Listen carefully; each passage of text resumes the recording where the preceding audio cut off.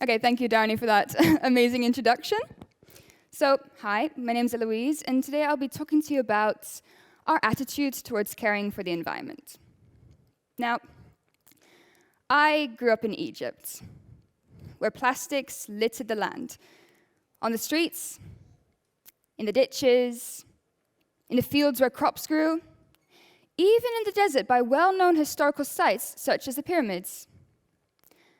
Can I have the slide, please? And I always thought to myself, why not just pick it up? Why not just take some plastic, put it in my pocket, throw it out when I get home? But back then I was only a child, so I didn't carry through my actions, my thoughts, my plans. I thought, I'm too young, the adults will do it. Now, I visited Egypt again this past December break, and I saw the exact same thing. Trash sites in every corner, swept together the dust that coated everything in a thin layer of dust, yeah? Hiding it almost. Except when the cats and dogs tear it apart looking for food. And I can't help but think, why don't we just put it in the trash? Why does it have to be on the streets where we can see it and where it'll just be spread again? Why would we rather cover something up than deal with it openly? Now, I'm just giving up on this.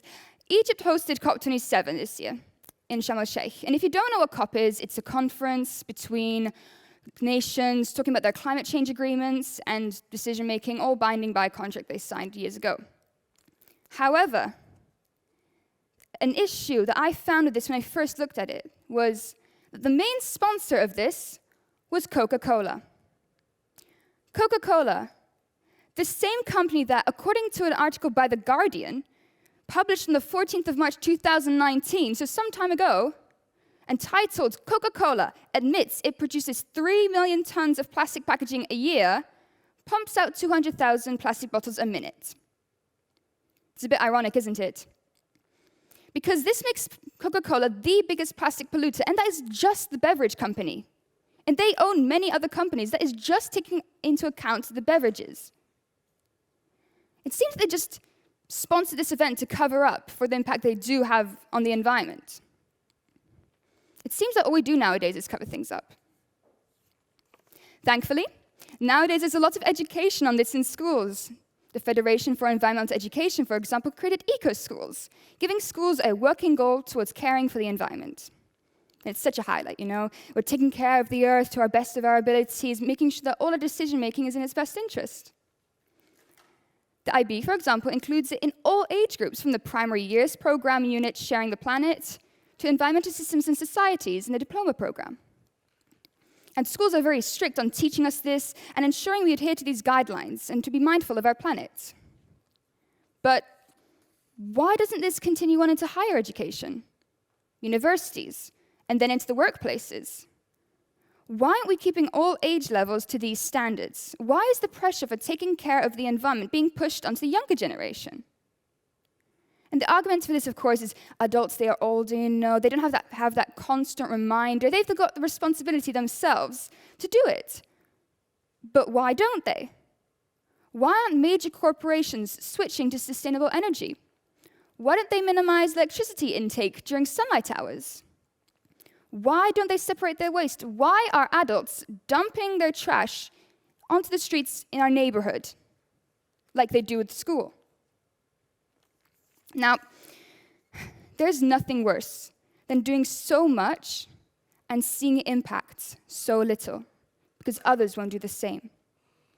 And this might leave you hope. It's like, I'm doing my best, but it seems to impact so little. I can't do anything. It's a big, major thing. I can't just do it by myself. But if you are doing what you can with the resources available to you, you're doing something. All small things add up to something big, and if we all do it together, there are so many simple changes you can do. Taking shorter showers, for example.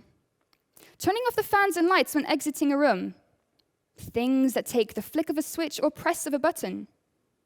You don't have to really be conscious of it. It's just, at one point, you just flick it off as you exit the room. It's so easy.